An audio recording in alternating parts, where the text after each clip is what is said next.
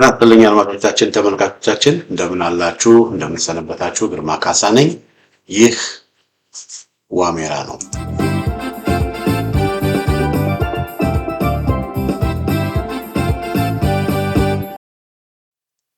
በዛሬው የዋሜራ መርሃ ግብራችን ያው ላለፉት በሚያዝያ 8 ቀን 2018 ዓመተ ምህረት ጀምሮ በኢትዮጵያ ውስጥ እንግዲህ ትልቁ መነጋገሪያና መወያያ የሆነው የቴዲ አፍሮ አልበም ነው እና የቴዲ አፍሮ አልበም ያው በስፋት በዚህ ጉዳይ ላይ ዘግቤበታለሁ በሚሊዮኖች የሚቆጠሩ በተለይ ይሄ ዳስጣል የሚለው አልበም ወደ ከ10 ሚሊዮን በላይ የሚሆን ሰው ተመልክቶታል በመቶ ሺዎች የሚቆጠሩ ከወደ 270 ሺህ የሚቆጠሩ ላይኮች ታይተውበታል እንደዚሁም ወደ 50 ምናምን ሺህ የሚቆጠሩ አስተያየቶች ተሰጥተው አብዛኞቹ ፖዚቲቭ የሆኑ አስተያየቶች የተሰጡበት ነው እና የዳስጣል የሚባለው አልበም በጣም ታሪካዊ የሆነ ነው ለምን በውስጡ የያዘው መልእክት የአብዛኛው ኢትዮጵያውያንን ስሜት የሚያጎላ የአብዛኛው ኢትዮጵያውያንን ስሜት የሚያሳይ በመሆኑ ማለት ነው እና ያን ተከትሎ አሁንም አስተያየቶች እየተሰጡ ነው የጠቅላይ ሚኒስትር አብይ አህመድም እንደዚሁ አስተያየት ሰጥቷል ብዙም አብይ አህመድ በሰጠው አስተያየት ላይ እንኳን ሁሉ ማተኮሩ ማስፈላጊ አይደለም በቁራ በንስር በመናምን የተለያየ ምሳሌዎች እየሰጠ ነው አስተያየት የሰጠው ግን እሱ ላይ ብዙም አሁን ትኩረት እሱ ላይ ማድረግ አያስፈልግም አንዳንድ የኦሮሞ ብሔረተኞችም የኦሮሞ ይሄ ብሔረሰብ ፖለቲካ አራማጅን የሚሉትም ቴዲ አፍሮን በተለይ ግርማዊነታቸው አጂ ጃንሆይን የሳቸውን ንግግር አንዱ አልበም ላይ ጀምበር የሚባለው አልበም ላይ በመክተቱ የድሮ ስርዓት ናፋቂ በማለትም አሁን ይሄ የብሔር ብሔረሰብ ፖለቲካ የሚባለው አለ አይደለም ኢትዮጵያ ለችግርና ለመከራ የዳረገው ኢትዮጵያ ለእልቂት ለደመፋሰስ የዳረገውን ስርዓተ መንግስት በማመስገን የቀድሞ ስርዓት የድሮ ስርዓት ናፋቂ ነው በሚልም ደግሞ ቴዲ አፍሮን ለመተቸትም አንዳንዶቹ ሞክረዋል ምንም ችግር የለውም እንዳልኳችሁ መብት ነው ሁሉም ሰው የመሰለውን የተሰማውን አስተያየት መስጠት መብት ነው ቴዲ አፍሮ እየጠየቀ ያለው እናንተ ለምን የኢትዮጵያን ባንዲራ ለምን አላያዛችሁም አይደለም እያለ ያለው ቴዲ አፍሮ እናንተ ይሄ ብሔር ብሔረሰብ ፖለቲካ አራማጅ የሚባሉት አለ አይደል እናንተ ብሔር ብሔረሰብ ፖለቲካ አራማጆች ለምን ከፈለጋችሁ ኢትዮጵያዊ አይደለንም የምትሉ ከሆነ ከፈለጋችሁ ኢትዮጵያን ሰንደቅ የምታውለበሉ ከሆነ ያኔ ማድረግ መብታችሁ ነው የነሱን ለምን ይሄን አሰባችሁ ለምን ይሄን አላችሁ ኢትዮጵያዊ አይደለንም የምትሉ ከሆነ ደግሞ ለምን ኢትዮጵያዊ አይደለንም አላችሁ ብሎ አልተከራከረም ቴዲ አፍሮ እየተናገረ ያለው እኛ በአገራችን በቅያችን ኢትዮጵያዊ ኢትዮጵያዊነታችንን ለምን አይከበርልንም ሰንደቅ ዓላማ ኢትዮጵያን ሰንደቅ ዓላማ ለማውለብለብ ለምንድን ነው የምንከለከለው እናንተ ከፈለጋችሁ አታውለብሉ እናንተ ከፈለጋችሁ የማዳጋስከር የሚለውን ባንዲራ ወይም የግብጽ የሶሪያ የሚለውን የነጭ ቀይ ጥቁር ባንዲራችሁን ከፈለጋችሁ የአይሰስን ጥቁር ባንዲራ ማውለብለብ ትችላላችሁ እኛ ግን የኢትዮጵያ ሰንደቅ ዓላማችንን አርማችንን አረንጓዴ ቢጫ ቀይ ሰንደቅ በአገራችን በቅያችን በመንደራችን በከተማችን በመናውለበበት ጊዜ ግን ያንን አታደርጉም ብላችሁ ግን የኛን መብት የምትገፉበት የኛን አንገት የምታስደፉበት ጊዜ ግን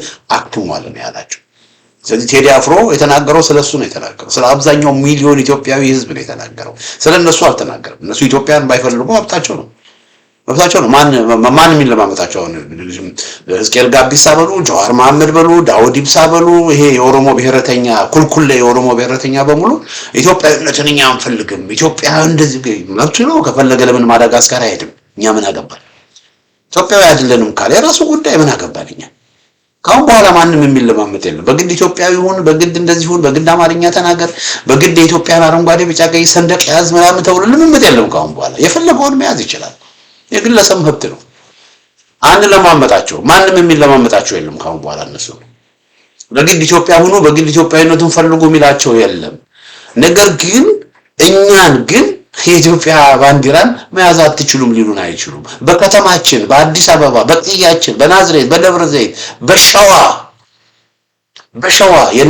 የነዛ አጼ አምደ ጽዮን እምብርት የነ አጼ ዘርዓ ያዕቆብ እምብርት የነ አጼ ዳዊት እምብርት በሆነችዋ በሸዋ ግን ሀገራቸው አይደለም ብለው አንገታችንን እንድንደፋ ሊያደርጉ የሚችሉበት ግን ምንም መብት የላቸውም ለሀገር ተብሎ ለህዝብ ተብሎ ለሰላም ተብሎ ሰው ቢታገስ ያ ፍርሃት አይደለም ያ ሽንፈት አይደለም ይሄን ማወቅ አለባቸው ስለዚህ ቴዲ አፍሮ እያለ ያለው እንደዛ። ስለዚህ ለነዚህ ለኦሮሞ ብሔረተኞች ለነዚህ ለብሔር ብሔረሰብ አራማጅ ለሚሉት ሰዎች ብዙም ቦታ ብዙም የሚጨነቅም ሰው እኔ ያለ አይመስለኝም። ለምን ድንጋይን ሳሩን አፈሩን ልትሉት አትችሉም። በቃ አንድ ሰው አውቆ የተኛን ሰው የፈለገ ብትቀሰቅሱት አይሰማም። ስለዚህ አይምሮ የተጣመመ በነጭ ሚስዮናውያን ኢትዮጵያዊነትን እንዲጠላ አድርጎ ያደገ ወይንም ደግሞ በነሲያድ ባሬ ኢትዮጵያን በሚጠሉ ሰዎች ኢትዮጵያን እንዲጠላ ተደርጎ ያደገ ኢትዮጵያን አረንጓዴ ቢጫ ቀይ ሰንደቅ እንዲጠላ ተደርጎ ያደገ አይምሮ የቆሸሸ አይምሮ የተበላሸ ዶክተር በሉ ፒኤችዲ በሉ ፕሮፌሰር በሉ የፈለገውን ይበሉ አይምሮ የቆሸሸው ሰው እሱን አይምሮውን እግዚአብሔር ይፈውሰው እንጂ እሱን አይምሮውን እንዲያጠራ እኛ እሱን የምናሳምንበት ጉልበትም ኤነርጂም የለንም። እኛ እየተባለ ያለው ምንድነው? አብዛኛው ከ10 ሚሊዮን በላይ 12 ሚሊዮን የሚጠጋ የአዲስ አበባ መብቱ ተገፎ ነው ያያል። ልክ በጣሊያን በግራዚያኒ ጊዜ ሰው ይኖር እንደነበረው በአዲስ አበባ ውስጥ አሁንም የአዲስ አበባ ሕዝብ መብቱን ተገፎ በከተማው ከተማ አልባ ተደርጎ አንገቱን ደፍቶ እየተደበደበ እየታሰረ እየተሰቃየ ያለበት ሁኔታ ነው ያለው። አዲስ አበባ ሕዝብ አማርኛ ተናጋሪ ነው። አማርኛ መናገር የማይችሉ ከወለጋና ከአርሲ ከባሌ ያመጡና የአዲስ አበባን ሕዝብ ቴሮራይዝ እያደረጉት እያሸበሩት ነው በአሁኑ ጊዜ ያለው። ስለዚህ ያ ይቆም ነው ያለው። ኢቭን አዲስ አበባ ውስጥ መጣችሁ አትኑሩም አልተባለም። ግን በቃ ይሄ በሀገራችን በሰላም እንድንኖር አድርጉን። ተውን፣ አትግደሉን። አማራ ናችሁ እንዲህ ናችሁ ኢትዮጵያ ናችሁ ምናምን ብላችሁ አትግደሉን፣ አታፈናቅሉን። በሀገራችን በቃ በሰላም እንድንኖር አድርጉን ነው ቴዲ አፍሮ እያላችሁ ያለው እንጂ እናንተን እኛ እንደምናስበው እናንተም አስቡ፣ እኛ እንደምንፈልገው እናንተም ፈልጉ ያለ ሰው የለም። ሊጨፈልቁን ነው፣ ጨፍላቂዎች ናቸው ይላሉ። ማንም እነሱን ለመጨፍለቅ የፈለገ ሰው የለም። ማንንም አይጨፈልም። እና ይሄ በግልጽ ሊታወቅ ይገባል። እና ለነዚህ ሰዎች ብዙ መስጠት አይፈልጉም። በዚህ ጉዳይ ላይ አድማጮቼ ዛሬ እንግዲህ የቴዲ አፍሮ ጉዳይ ያው ሞሜንተም እየሆነ ነው። እንግዲህ ትልቁ ጥያቄ አሁን የማነሳው ቴዲ አፍሮ ዳስጣሉ አለ እና ከዚህ በኋላ ብዙዎቹ እኔ የሰማኋቸው ያነጋገርኳቸው ሰዎች በሙሉ እያለቅሱ በተለይ ዳስጣል የሚባለውን የሰሙ ሰዎች በሙሉ ብዙዎቹ በቃ ውስጣቸውን ብዙዎቹ እያለቀሱ ትላልቅ ወንዶች ሁሉ ሳይቀር በጣም ብዙ ሰው ውስጡ ተናውጧል፣ ስሜቱ ተነክቷል። በፊትም በቋፍ ላይ የነበረ ነበር እና ብዙዎቹ እያለቀሱ ናቸው። ብዙዎቹ ውስጣቸው ቆስጣቸው እየደበነ ነው፣ እያዘኑ ናቸው። በሚሊዮኖች በ10 ሚሊዮን የሚቆጠር ህዝብ አንገቱን ደፍቷል። በ10 ሚሊዮን የሚቆጠር ህዝብ እያለቀሰ ነው። በ10 ሚሊዮን የሚቆጠር ህዝብ ቆሽጡ ደምኗል። እንግዲህ ትልቁ ጥያቄ ወገኖቼ ዳስጣል መባሉ አይደለም። ዳስጣል በሚለው ዜማው ላይ ቴዲ አፍሮ ያለው ነገር አለ። እዚህ ጋር እንደምታዩት የብሔር ብሔረሰብ ፖለቲካ ብለው ትግሬ፣ ኦሮሞ፣ አማራ ምናምን ብለው የእርስ በርስ ወንድም ከወንድሙ ህዝብ ከህዝብ በዘር እና በጎጥ እየከፋፈሉ ይኸው ተመልከቱት። እንደዚህ ሲያገዳድሉ ነው ያየነው። በቃ ሰው እርስ በርሱ ሲገዳደል በዘር በጣም የምወደው ክሊፕ ስለሆነ ነው ማሳያችሁ። የኢትዮጵያ አረንጓዴ ቢጫ ቀይን መሬት ጥለውት ኢትዮጵያ አንገቷን አቀርቅራ ልጆቿ ግን በዚህ መልኩ እንደዚህ ደም ሲፋሰሱ ሲገዳደሉ ያ አሁን ያለው ፖለቲካ ወያኔ ያመጣው ፖለቲካ እና አብይ አህመድ የኦሮሞ ብልጽግናዎችም ኦነጎችም የኦሮሞ ብሔረተኞችም እንዲቀጥል የሚፈልጉት ፖለቲካ ይሄ ፖለቲካ የመገዳደል ደም መፋሰስ ፖለቲካ ነው። እና ምንድነው የሚለው አሁን ይሄንን ማስቆም አለብን ነው ቴዲ አፍሮ ያለው። እና ባንዲራውን እናንሳ ነው ይያለ። ባንዲራውን እናንሳ ነው። እንግዲህ ወገኖቼ ኢትዮጵያ ባንዲራውን እናንሳ ማለትና ባንዲራውን ማንሳት ልዩነት አለው። ባንዲራውን እናንሳ ማለትና ባንዲራውን ማንሳት ልዩነት አለው ወገኖቼ። እያለቀስን ውስጣችን ቆስጣችን እየደበነ ጠረጴዛ እየደበደብን እየተናደድን አንዳንዶቻችን ራሱ በቃ ይሄ በኢትዮጵያ የሆነ ያለውን ነገር ከመስማታችን የተነሳ ከመናደዳችን የተነሳ በቃ ደም ብዛት ሊይዘን ትንሽ የቀረን ሰዎች ሁሉ አለ። በተለይ ውጭ ሀገር ያለን አንዳንድ ሰዎች ጭራሽ የኢትዮጵያን ፖለቲካ ሁሉ መከታተል ያቆሙ ሰዎች አለ። ለምን በቃ እንትን ብለን ተስፋ ቆርጠን። አገር ቤት ያለው ሰው ደግሞ በቃ አንገቱን ደፍቶ አቅርቅሮ ምን እንደሚያደርግ ግራ የገባው ሰው አለ። በቃ እኔ ብዙ ማቃቸው ሰዎች በሙሉ ካገዛዙ ጋር ንክኪ ያላቸው ካልሆኑ በስተቀር ብዙ ማቃቸው ሰዎች በሙሉ በቃ ብሶት ነው የሚያወሩት። በብዙ ቦታዎች ሰዎችን አገኛለሁ እኔ በብዙ ቦታዎች በሁሉም ትግራይ በሉ፣ ድሬዳዋ በሉ፣ ሐረር በሉ፣ አርባ ምንጭ በሉ፣ ባህር ዳር በሉ፣ አዲስ አበባ በሉ፣ ናዝሬት በሉ፣ ኢቭን ነቀምቴ በሉ ወገኖቼ፣ በሁሉም ቦታ ሰው የሚያወራው ብሶት ነው፣ ለቅሶ ነው፣ ማማረር ነው፣ መናደድ ነው፣ መበሳጨት ነው፣ ማልቀስ ነው ሰው ስራው።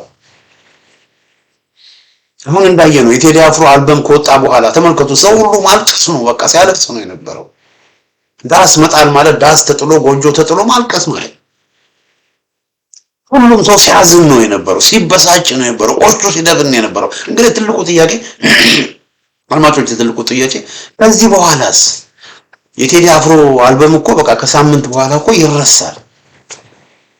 አሁን ትልቅ መነቃነቅ ፈጠረ፣ ክስተት ነው፣ ትልቅ ክስተት ፈጠረ። አሁን ይኸው ለሶስት ቀን ሙሉ እያነጋገረን 4 ኪሎ ያሉት እና አብይ አህመድ እየተበሳጩ ነው፣ እየተናደዱ ነው፣ ተናደዋል። ግን ከ3 ቀን ከሳምንት በኋላ ከ15 ቀን በኋላ የቴዲ አፍሮ ነገር ይረሳል። ከዛ በኋላ ምንድን ነው የሚሆነው ወገኖች? በኋላ ምንድን ነው የሚሆነው? እና አብይ አህመድ የቴዲ አፍሮ አልበም የሚያዳምጡ ሰዎችን በመቶዎች እያሰሩ ነው። ሽመልስ አብዲሳ እንደምንድነው ይሄ ሰው ዝም ብሎ እነሱ መሳደብ ነው ስራቸው፣ መርገም ነው ስራቸው፣ መቆጣት መናደድ ነው ስራቸው፣ የትም አይደርሱም ብሎ እኮ ንቀውናል። ስለዚህ 10 ሚሊዮን 20 ሚሊዮን ህዝብ ወጥቶ በኢትዮጵያ ውስጥ ያለውን ችግር አንገሽግሾት ድምፁን ቢያሰማ የሚለወጥ ነገር የለም ወገኖች። ይሄ ብሶት ወደ አክሽን ካልተለወጠ፣ ይሄ ብሶት ወደ ስራ ወደ ተግባር ካልተለወጠ የሚለወጥ ነገር የለም። ስለዚህ ይሄ በ10 ሚሊዮን የሚቆጠር ማህበረሰብ ኢትዮጵያ ውስጥ የሆነ ባለው ነገር የኢትዮጵያዊነት ክብር በመደፈሩ ኢትዮጵያውያን በሀገራቸው አንገታቸውን እንዲደፉ በመደረጉ በቅያቸው አገራችሁ አይደለም ተብሎ ሀገር አልባ እንዲሆኑ በመደረጋቸው የተቆጨ ያዘነ የተሰማው ብሶት የወለደው ሰው ይሄ ብሶቱና ይሄ ንዴቱን ወደ ተግባር ይለውጠዋል ወይ የሚለው ነው እንግዲህ ትልቁ ጥያቄ። ወደ ተግባር ይለውጠዋል ወይ? ወደ ተግባር ካልተለወጠ ያለፉት 3-4 ቀናት መንጫጫት ማልቀስ ለውጥ የለው።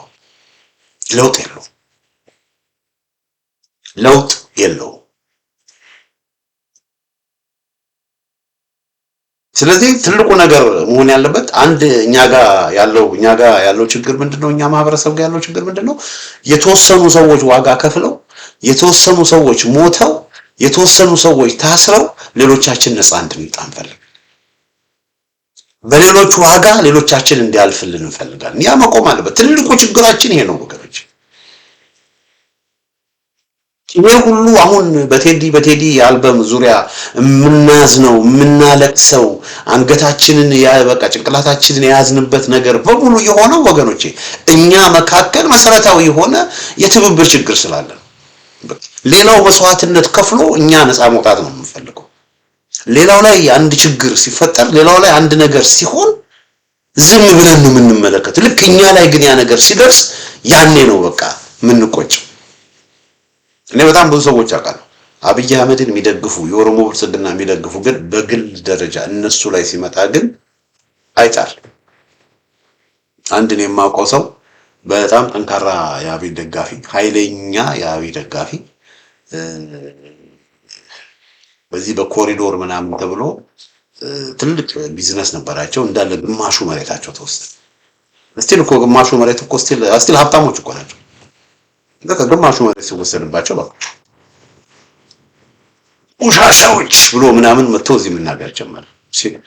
ስንት ነገር ሲሰሩ፣ ወለጋ ሰው ሲፈናቀል፣ የአዲስ አበባ ዙሪያ ሰው ሲፈናቀል፣ ስንት ነገር ሲደረግ፣ በባሌ ስንት ነገር ሲደረግ ምንም ያልተሰማው ድንጋይ ራሰው አሁን የሱ ግማሽ ቤት ተወሰደበትና እና አብይ አህመድን መስደብ ይጀምራል። እንዲህ አይነት ሰዎች ነን እኛ። እንዲህ አይነት ሰዎች ነን ነው በእኛ ላይ ሲደርስ ነው የምንቆጣው። ይሄ ካልተቀየረ ድረስ ወገኖች የትም አንደርስ።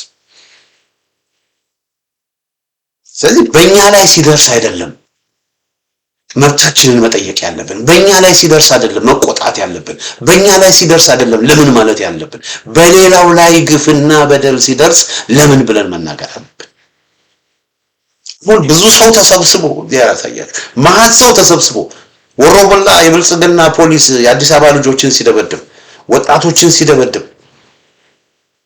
ሌሎች ወገኖቼ ወይ ገብቶ ከማገላገል ወይ አንድ ነገር አቁም፣ ያንን ፖሊስ አቁም ከማለት ዝም ብሎ ያያል። ሰው ሰላማዊ ሰው ሲደበደብ ዝም ብሎ ያያል። ጭካኔ ነው እኮ። ከደብዳቤዎቹ ያልተናነሰ ያ ደብዳቤ ሲደበደብ ዝም ብለው ከበው በቃ ልክ ቲያትር የሚያዩ ይመስል ወይም ኮሜዲ ወይም ሰርከስ የሚያዩ ይመስል ያንን የሚያዩ ሰዎች ያናድዳሉ። ከደብዳቤው እንደዚህ አይነት ማህበረሰብ ነው ወገኖች።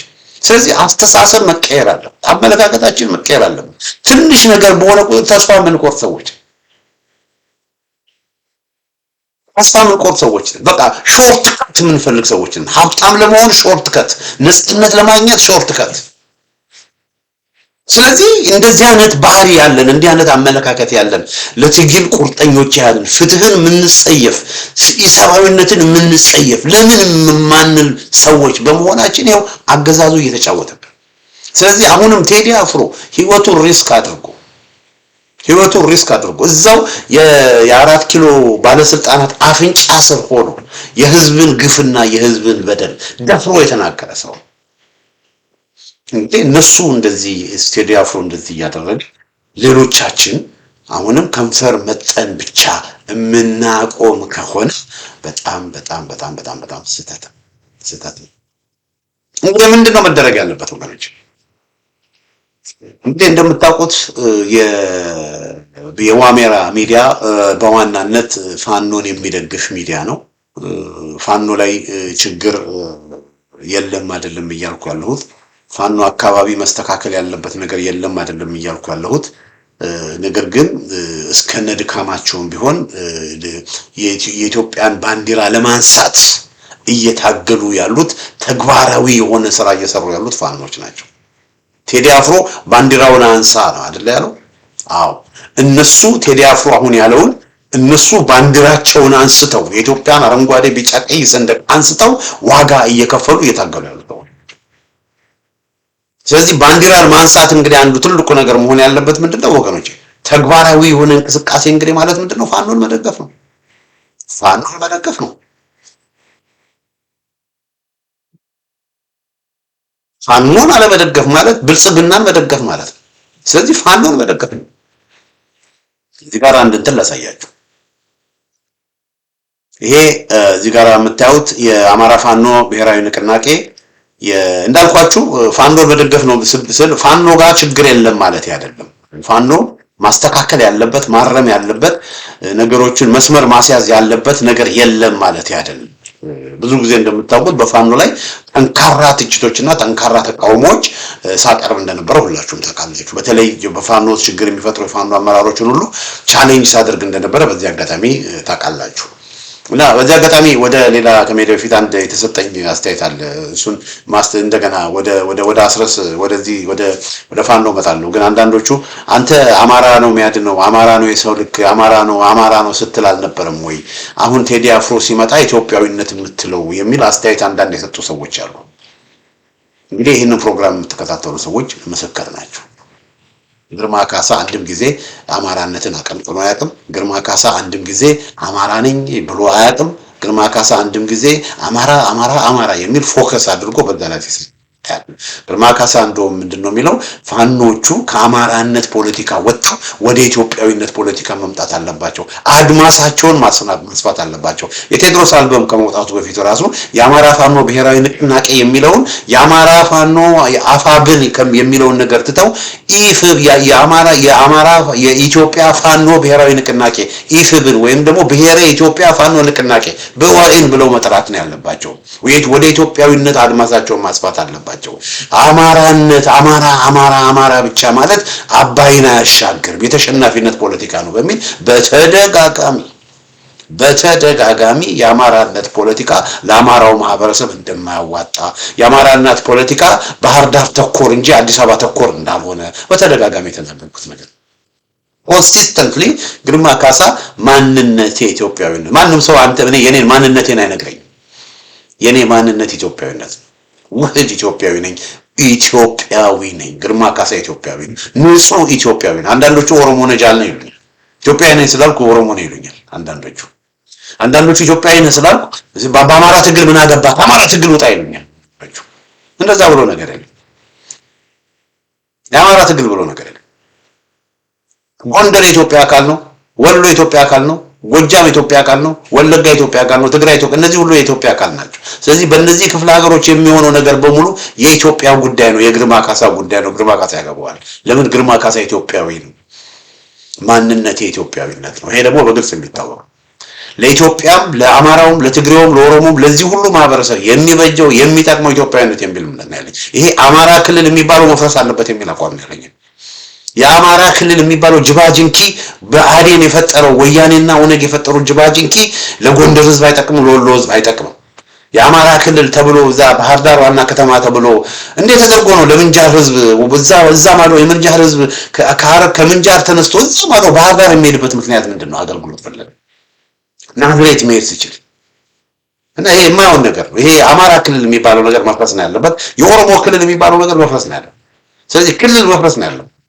ስለዚህ ይሄ አቋሜ ነው። ስለዚህ አንተ አሁን ኢትዮጵያዊነት የምትሉ ወገኖች ካላችሁ ምናልባት ወደ ኋላ ሄዳችሁ ከዚህ በፊት የተናገርኳቸው ነገሮች ብትመለከቱና ብታዳምጡ ጥሩ ነው የሚል እምነት አለኝ። እና ወደ ፋኖ ልምጣላችሁ። እና ፋኖች እዚህ ጋር ተመልከቱ። ይሄ በጣም ፋኖች እንትን ያሉት ነው። አስረስ ማረ ዳምጤ የአማራ ፋኖ ብሔራዊ ንቅናቄ የቃል አቀባይ የፖሊት ቢሮ አባልና ቃል አቀባይ የጻፈውን ነው። በተለይ ታጣቂዎችን፣ ወታደሮችን፣ ፋኖችን በዚህ መልኩ አስመርቀው በዚህ መልኩ ነው ፋኖችን ያስመረቁት። እና አስመርቀው ምንድነው የሚለው አፈሙዞቻችንን የጠላትን ሰራዊት መጣላቸውን ለሀፍታም አያቋርጡም ይላል ፋኖ አስረስ ማረ። ሶስት እዞችን ያሰማራው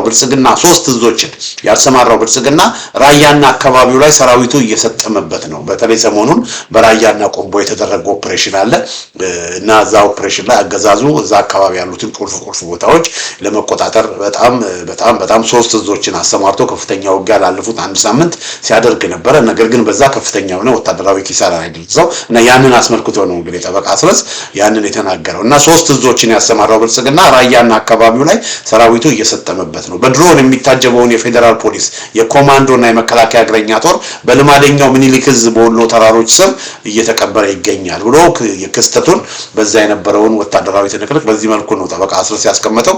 በዚህ ጉዳይ ራሱን ሀራ መሬት እያለ የሚጠራው የነጻድቃንና የነጌታቸው ታጣቂ ከአብይ ሰራዊት ጋር የመከላከያ ዩኒፎርምን ለብሶ ከባድ ጉዳትን አስተናግዷል። ስለዚህ ወያኔ ማለት ነው። ይሄ የህወሓት ምናምን የሚባለው ወያኔ ነው ማለት ነው። ፋኖ ከህወሓት ጋር ይሰራሉ ለምትሉ ሰዎች ፋኖ ከህወሓት ጋር የህወሓት አንዱ ክፍል የህወሓት ግማሹ ክፍል ከመከላከያ ጋር ሆኖ አብሮ ከፋኖ ጋር እየተዋሉ እና በነጻድቃን የሚመራው በነጌታቸው የሚመራው ታጣቂ ቡድን ማለት ነው። እና የታጣቂ ቡድንም አብሮ ከመከላከያ ጋር ተሰልፎ ፋኖን ሲወጋ ነበር። እዚህ መከላከያ ኃይል ላይም ራሱ ጉዳት እንደደረሰ ነው ቃል አቀባይ ጠበቃ አስረስ የገለጸው። እና ሚያዝያ 2015 ይላል ሚያዝያ 2015 ደብረ ኤልያስ ማለት ጎጃም ማለት ነው። ጎጃም ደብረ ኤልያስ የሚገኘው ከደጀን ወደ በሸዋ በኩል አድርጋችሁ ደጀን ትገቡ ይል ከደጀን ከገባችሁ በኋላ ከዛ ወደ ባህር ዳር የሚወስደው መንገድ በቢቻና በኩል አለ። ወደ ደብረ ማርቆስ ደግሞ የሚወስድ መንገድ አለ ወደ ባህር ዳር ለመሄድ እና ደብረ ማርቆስ አካባቢ ስትደርሱ ደብረ ማርቆስ ከመድረሳችሁ በፊት ወደ ግራ ትታጠፋላችሁ። ወደ ወለጋ መስመር ማለት ነው። ወደ ወለጋ በመስመር በምትታጠፉበት ጊዜ እዛ አካባቢ ደብረ ኤልያስ አለ ማለት ነው። ሌላው እንደገና ከደጀን አልፋችሁም እንደገና ወደ ወለጋ በምትታጠፉበት ደግሞ የጁቤ ይባላል። ስለዚህ በዛ መስመር የጁቤና ደብረ ኤልያስ ነው ያሉት እና ደብረ ኤልያስ ላይ ሺዎችን ያረገፈችው ይላል የቴዎድሮስ እዝ እዛ አካባቢ የመከላከያ ኃይል ነበረ። የ206ኛ ኮር የቴዎድሮስ እዝ የ206ኛ ኮር አፋብን ማለት ነው 14 ክፍለ ጦር ዛሬ ጉዛምን ሊባኖስ ላይ 45ቱን የጠላት ሰራዊት አራግፈዋለች ብሎ በጎጃም የተደረገውን ኦፕሬሽን ይናገራል። እና የዳጋሎ ወንድም ከቡርኪና ፋሶ መንግስት በተከራየው ኢሉዥን የዳጋሎ ወንድም እንግዲህ የሚለው ያው እንትናን ነው ማነው አብይን ነው። ከቡርኪና ፋሶ መንግስት በተከራየው ኢሉዥን አውሮፕላን ከኤሚሬት ደብረዘይት እና ከኤሚሬት ባህር ዳር እየተመላለሰ ያለ የድሮን ቦምብና ነዳጅ የጦርነቱን ውጤት ይለውጠዋል ቢባልም አልተቻለም እና ከፍተኛ የአየር ውጊያዎች ነው እንደተደረገ ነው ጠበቃ አስረስ የገለጸው። ቃል አቀባይ ጠበቃ አስረስ የገለጸው ንጹህ ዓላማ የተሸከመው የትንሳኤው ትውልድ ግን ጠላትን መስበሩን ይቀጥላል እና እዚህ ጋር ምንድነው የሚለው ጠበቃ አስረስ ባንዲራዋን አንሳው እንዲል ከያኔው ቴዲ አፍሮ እኛ ሰንደቃችንን ካነሳን ቆይተናል።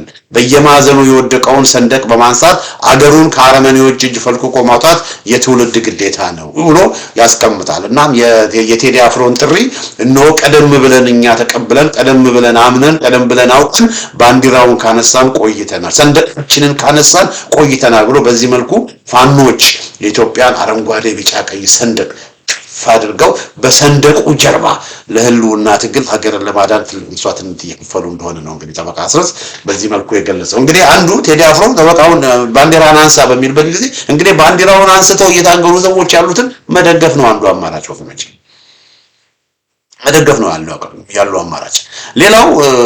ሌላው የአማራ ፋኖ ብሔራዊ ንቅናቄ ሌላ ከፍተኛ አመራር አባል እንትን ያለውን ደግሞ ላሳያችሁ።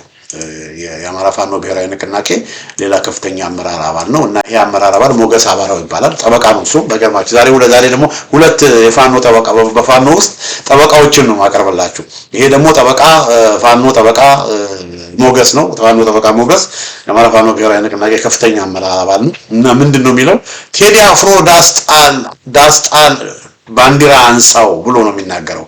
ወይ ዳንተ አትንገረኝ ማንነቷን ምጥ አታስተምርም ልጅ እናቷን ወይ ዳንተ ላንሳበት ባንዲራዬን አረንጓዴ ቢጫ ቀይ አርማዬን ብሎ የቴዲ አፍሮን ስንኝ በዳስጣል ያለውን የቴዲ አፍሮ ስንኝ ካስቀመጠ በኋላ በወራሪዎች የተቀማናትን የአባቶቻችንን አገር ለመመለስና የወደቀውን አርማዋን አረንጓዴ ቢጫ ቀይ ለማንሳት እየተዋደቅን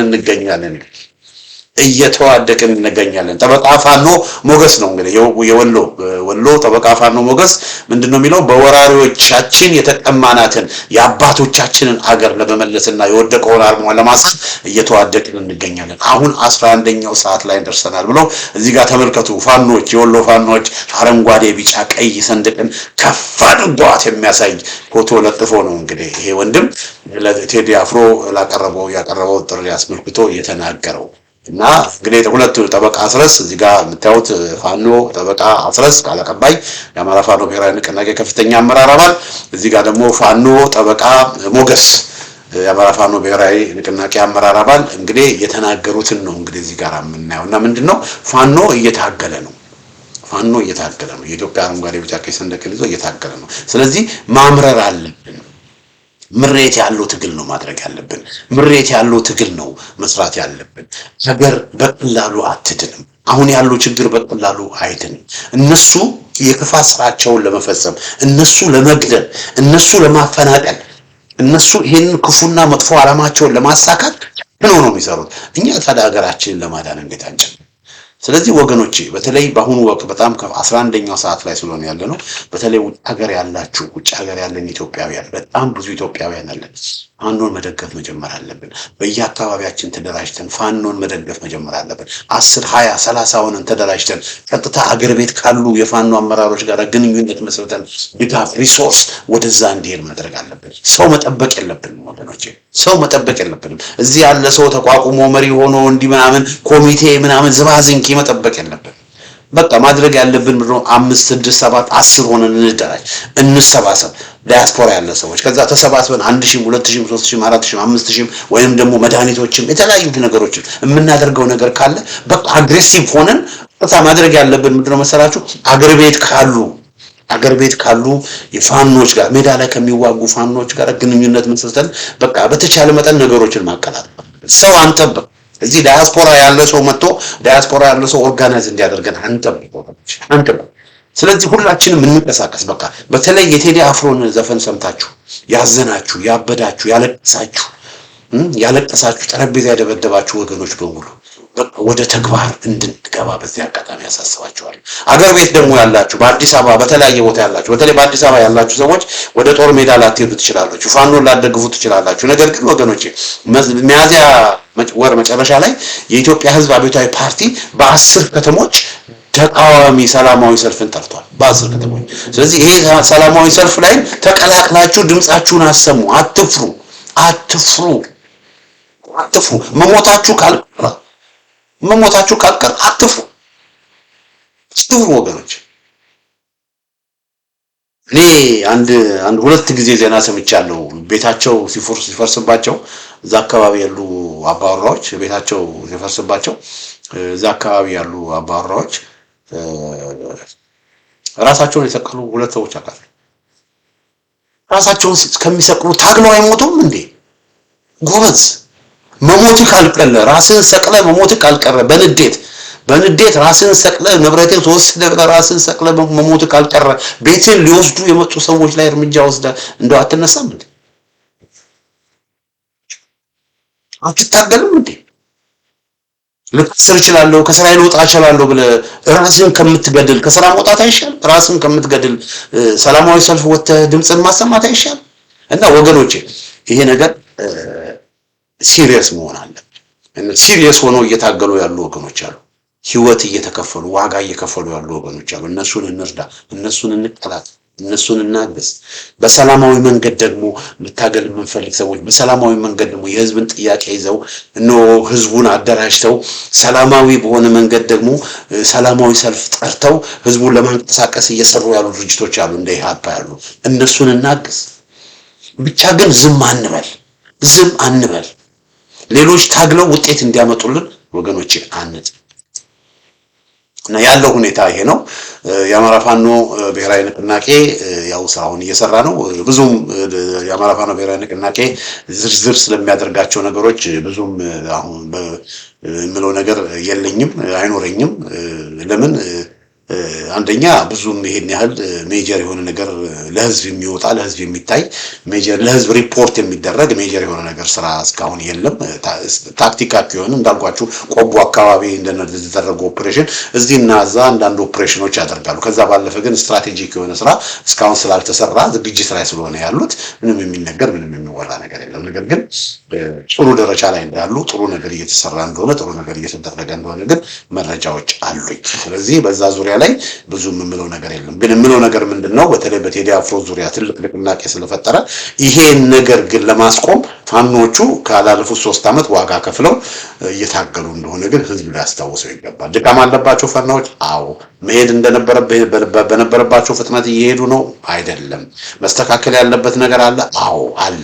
ነገር ግን እስከነ ድክመታቸው የፋኖ ትግል ማለት የኛ ትግል ነው ብለን እስከነ ድክመታቸው እነሱን ይዘን ነው ደግሞ በዚህ በአጭር ጊዜ ደግሞ ይሄ አልተሟላም የምንለው ብዙ ቢኖርም ያሟሏቸው የሰሯቸው ያከናወናቸው ድርጊቶች ደግሞ እጅግ በጣም ብዙ ነው። ከነዛ ሁሉ በዋናነት አንድ መሆናቸው በራሱ ትልቅ ነገር ነው። የሸዋ ፋኖች አንድ በመሆናቸው የወሎ ፋኖች የጎጃም ፋኖች እነዚህ አንድ ድርጅት ማቋቋማቸው ራሱ ያ እጅግ በጣም ትልቅ ነው።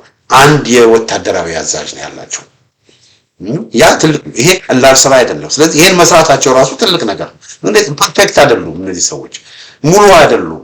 ሁሉም ነገር እንዳሰብነውና እንደፈለግነው መሄድ አለበት የምንለው ነገር አይደለም። አንተ እንዴ እንበል ለምሳሌ ከመቶ 80ውን ከሰሩ 20 ካልሰሩ 20 አልሰሩም ብለን 20ውን ለምን አልሰሩም በሚል ጀርባ መስጠት የለብንም። ተስፋ መቁረጥ የለብንም። የሰሩትን 80%ቱን አስብ 20%ቱን ደግሞ እንዲያሟሉት ማገዝ እንጂ 20%ቱን ለምን አላሟሉም ብለን የሰሩትን 80%ቱን በቃ ማየት አንፈልግም ብለን በ20% ለምን አልተሰራም በሚለው አኩርፈን የምንቀር ከሆነ ትግል አልገባንም ማለት ነው።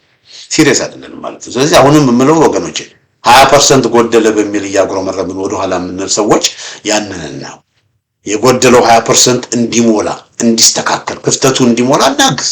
በተረፈ 80%ቱን ሰርተዋል። ከጎናቸው እንሰለፍና የሀገራችንን ሰንደቅ እናንሳ። እንግዲህ አድማጮቼ ተመልካቾቼ ይሄንን ነው ምለው። ስላዳመጣችሁኝ በጣም አመሰግናለሁ። በሌላ ጊዜ በተመሳሳይ ፕሮግራም እስከምንገናኝ ደህና ሁኑ።